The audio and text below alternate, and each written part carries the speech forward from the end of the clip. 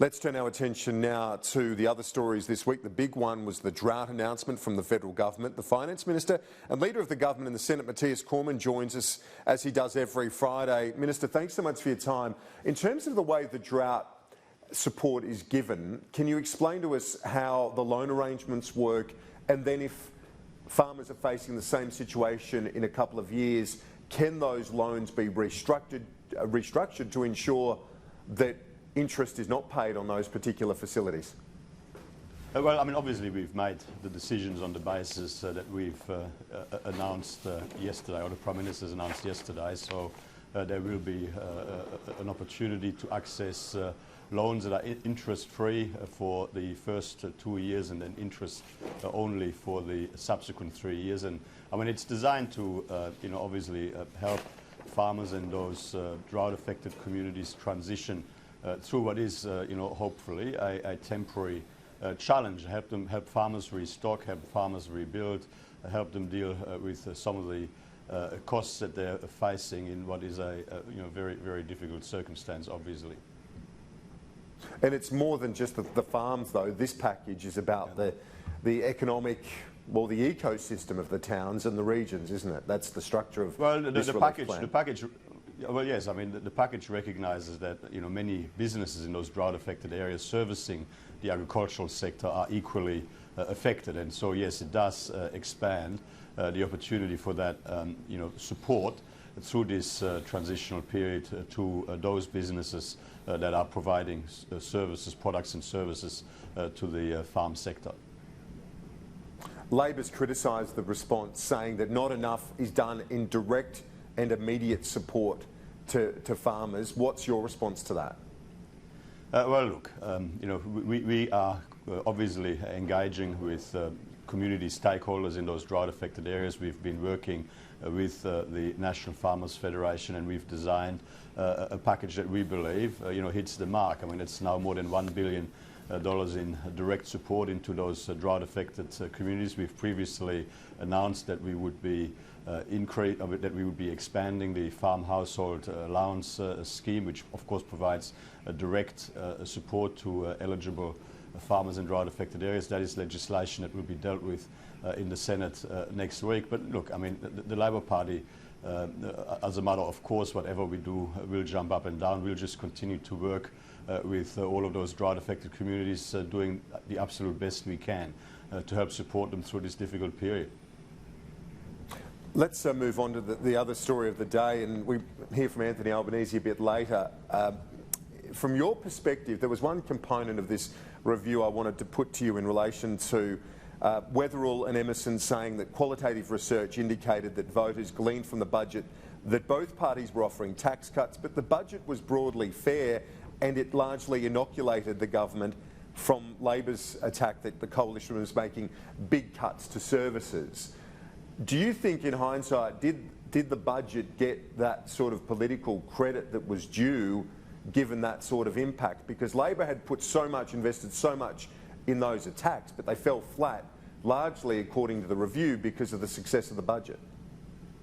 Well, I mean, obviously the 1920 budget was our sixth budget, and it built on all of the hard work that we had done in our previous budgets to turn the budget mess that we had inherited from Labor around to build a stronger economy, create more jobs and better opportunity for Australians today and into the future to get ahead. And I think that Australians recognise that our sixth budget and our pre-election budget in this context, obviously had put Australia on the right path forward, that we were supporting growth, supporting opportunity, supporting aspiration, supporting Australians, and that we were doing so in a way that was fiscally responsible and sustainable. Whereas, of course, if you looked at the alternative, I mean, Labor was prosecuting a high-taxing, anti-business, politics of envy, class warfare agenda, which Australians understood would weaken the economy, cost jobs and leave them all worse off. And I mean, so to that extent, I don't think the review tells us anything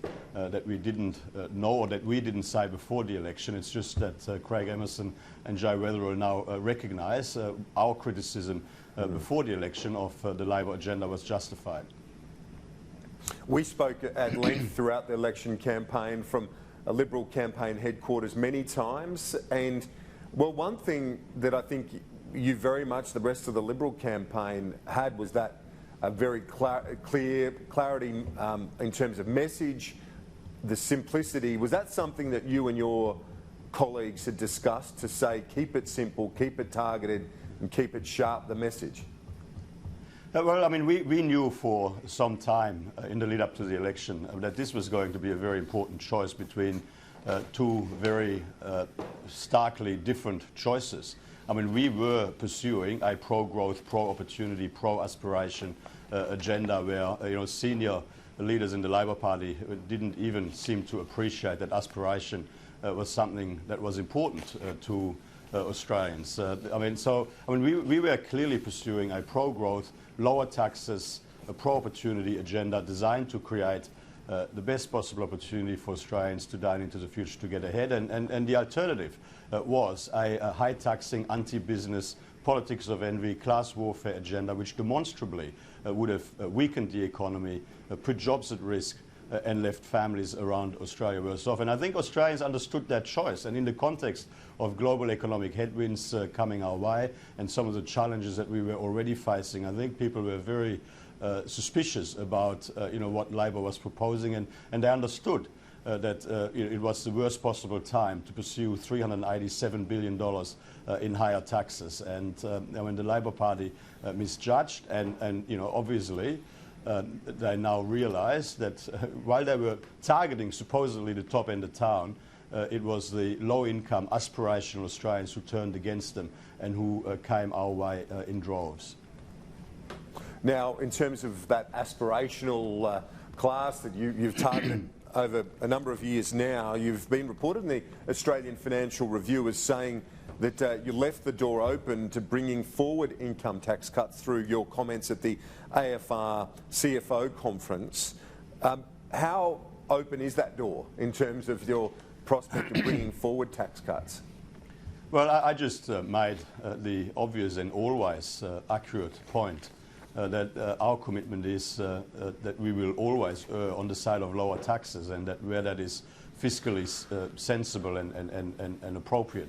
I mean, we do have, when we consider our budgets or budget updates, we do always obviously have a number of competing objectives. We're committed to provide the necessary funding to guarantee the essential services Australians rely on. We're committed to ensure that government lives within its means, but taxes, while they should be as high as necessary, also should be as low as possible. And whenever we are in a position where all of the necessary funding for the essential services has been fully provided, and the budget is in a healthy fiscal position, then of course where there is opportunity we will always err on the side of providing further tax relief. I mean, that is our track record, and that is what we would intend to do in the future. But I wouldn't interpret this as giving any indication of things to come in a half-yearly budget update, which is just an update.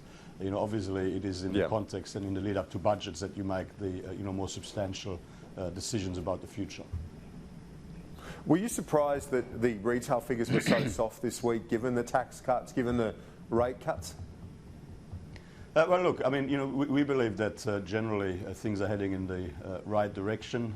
We have obviously now legislated more than $300 billion in income tax relief, $21 billion of which has been put back into the bank accounts of hardworking Australians. It's since the middle of July. We do so people paying down debt, do you think?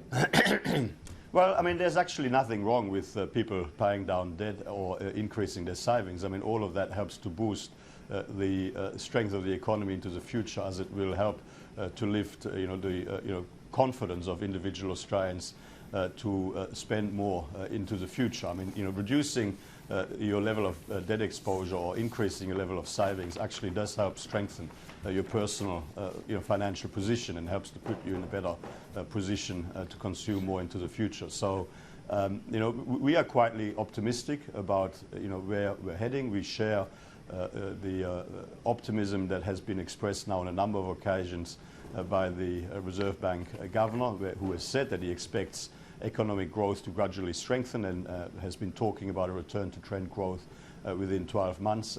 But obviously we'll be providing specific updates about our economic growth outlook and related matters in our half-yearly budget update in the middle of December. And the Senate sits next week, finally on the timetable. There's no mention of, on the legislation timetable, there's no mention of the medevac repeal or the ensuring integrity legislation. Can you explain why that is? Because I would have thought that repeal is something certainly high on your agenda, given recent stories in relation to one particular individual who was going to be brought to Australia under that framework. Well, firstly, I mean, next week we do have a number of very important pieces of legislation on the agenda. We've got the substantial bill dealing with energy market misconduct, colloquially referred to as the big stick legislation, which is listed early on in the week. We also have, of course, the expansion of the farm household allowance arrangements, which is an important part of our response to the drought. We've got legislation to protect children from sexual exploitation and abuse, so better protect children from sexual exploitation and abuse. And, of course, I mean, you're right, the medevac legislation was an incredibly reckless and irresponsible piece of legislation supported by Labor, and we will seek to abolish it as fast as possible. We continue to work with relevant crossbench senators in order to ensure that that can be done as efficiently as possible. And as soon as we've So you don't have the numbers yet? Well, I mean, I wouldn't describe it that way, but we will be moving on that legislation as soon as we practically can.